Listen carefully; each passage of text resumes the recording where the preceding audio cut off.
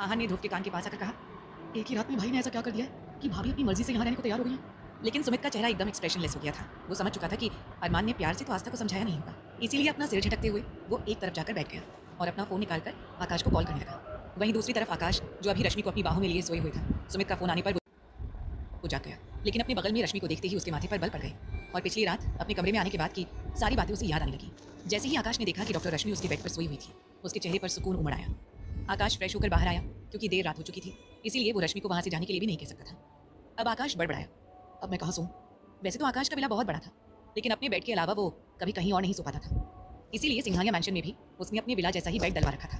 क्या मैं रश्मि के साइड में सो जाऊँ? लेकिन अगर उसकी आँख खुल गई और उसने मेरे बारे में कुछ उल्टा सीधा सोच लिया तो? ये सब सोचते हुए आकाश अब अपने कमरे में पड़े सोफे के पास चला गया और वहाँ सोने की कोशिश करने लगा। लेकिन 1 से 2 घंटे तक वो करवटें बदलता रहा, पर उसे नींद नहीं आई।